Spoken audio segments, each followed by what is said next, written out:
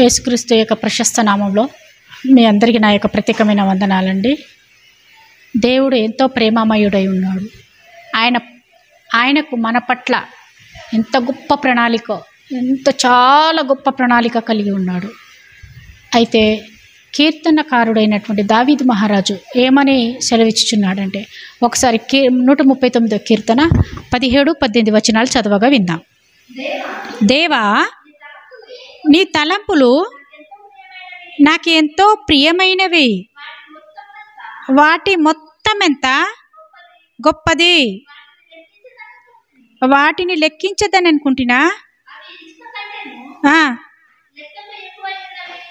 లెక్కకు ఎక్కువై ఉన్నవి. నేను మేలుకొంటినా ఇంకాను నీ యొద్దనే నేను ఉండుదును.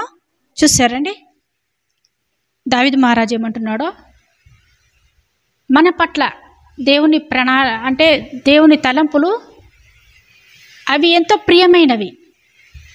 అవి చూడండి దావీదు మహారాజు ఎంత గొప్పగా వర్ణిస్తున్నాడు.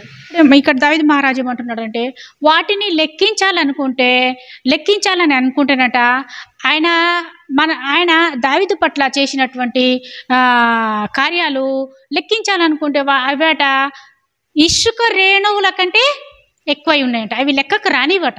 అంత గొప్ప కార్యాలు చేసేడు దేవుడి పట్ల. ఆయన తలంపులు అంత ప్రియమైనవి, వాటి మొత్తము ఎంతో గొప్పవి. వాటిని మనం లెక్కించలేము. ఎందుకంటే వాటిని లెక్కించాలంటే మనకు అంత గొప్ప శక్తి సామర్థ్యాలు మనకు లేవు. మళ్ళీ ఏం చేస్తున్నాడు దావీదు మహారాజు, ఏమని చెప్తున్నాడంటే, ఆయన మేలుకొతో ఉంటానంట. ఎక్కడ ఉంటాడంట? దేవునితోనే ఉంటాడట, దేవుని యొద్దనే ఉంటాడట. అదే మనము మేలుకొతో ఉంటే మనం ఎవరి వద్ద ఉంటామంటే, ఎక్కడైతే మనకు రాబడి ఎక్కువ వస్తుందో, ఎక్కడైతే మనకు ఇష్టమైన వాళ్ళు ఉన్నారో, ఎక్కడైతే మనకు అనుకూలంగా ఉంటుందో అక్కడ మనం ఉంటాము. కానీ దావీదు మహారాజు ఆయన ఒకప్పుడు గొర్రెల కాపరి, తర్వాత గొర్రెల కాపరి తర్వాత సమూయేలు ద్వారా ఆయనను అభిషేకించి ఆయన ఒక రాజ్యానికి రాజు అయ్యాడు. ఆయన రాజు అయినప్పటికీ కూడా చూడండి, దేవా నీ తలంపులు ఎంతో ప్రియమైనవి, వాటి మొత్తం ఎంతో గొప్పవట. చూసారండి ఇంత గొప్ప తలంపులు, ఇంత గొప్ప తలంపు దేవునికి మన పట్ల. కానీ మనం వాటిని నిర్లక్ష్య పెడుతున్నాం. వాటిని ఏం చేస్తున్నామంటే నిర్లక్ష్య పెడుతున్నాం. ఈ లోకంలో ఉన్నటువంటి తాత్కాలికమైనటువంటి వాటిని మనం లక్ష్య పెట్టి మనం వ్యర్థులుగా నశించిపోవచ్చున్నాము. ఒకవేళ మనము మేలుకొతో ఉంటే మనం ఏం చేస్తామంటే ఫుల్ బిజీ. పొద్దున లేస్తే ఎవరు డ్యూటీకి వాళ్ళు, ఎవరు పనులకు వాళ్ళు బిజీగా వెళ్ళిపోతారు.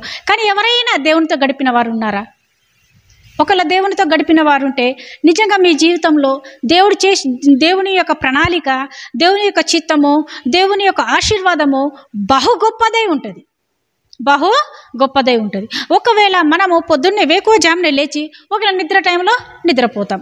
నిద్రపోని సమయంలో మనము దేవునితో ఉండకుండా మనం దేనితోనైతే మనము ఎక్కువ కాలాన్ని గడుపుతామో మనం వాటితోనే నశించిపోతాము.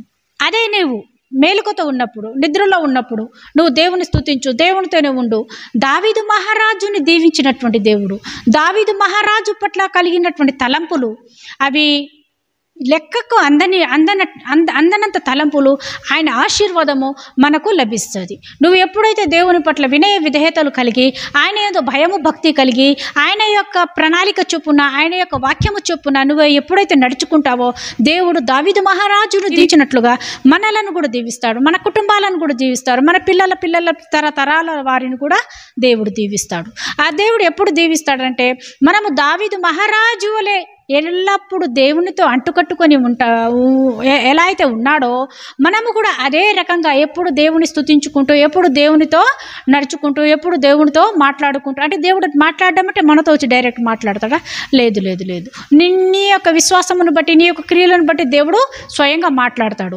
కానీ మనకు దేవుడు ఏ రకంగా మాట్లాడతాడంటే వాక్య రూపంలో మాట్లాడతాడు. తర్వాత ఆయన పరిశుద్ధాత్మ ప్రేరేపణ రూపంలో మనతో మాట్లాడతాడు. కాబట్టి మనం ఎప్పుడు దేవుని అంటుపెట్టుకొని తగ్గించుకొని దేవుని యందు భయము భక్తి వినయ విధేయతలు కలిగి ఆయన తలంపులకు మన ప్రియులుగా ఉండాలని, ఆయన తలంపులు మన పట్ల గొప్పగా ఉండాలంటే ఆయనకు ఇష్టలుగా మనం ఈ లోకంలో జీవించాలని, ఆయన ఇసుక రేణువుల కంటే అధికమైన తలంపులు అధికమైన ఆశీర్వాదము దావీదు మహారాజుకు ఏ విధంగా ఇచ్చి ఉన్నాడో అలాంటి తలంపులు అలాంటి ఆశీర్వాదము అలాంటి గొప్ప మేలులు మనం పొందాలంటే దావీదు మహారాజు వలె తగ్గించుకొని, దావీదు మహారాజు వలె దేవుని ఏ విధంగా అయితే అంటుకట్టుకొని ఉన్నాడో, దేవుని ఏ విధంగా అయితే కీర్తిస్తూ మహిమపరుస్తూ ఘనపరుస్తూ ఆయనను ఆరాధిస్తూ ఉన్నాడో అదే రకంగా మనం జీవించాలని, దేవుని పట్ల వినయ విధేయతలు కలిగి ఉండాలని ఇట్టి వాక్యమును దేవుడు దీవించునుగాక. ఆమేన్. ఆమేన్.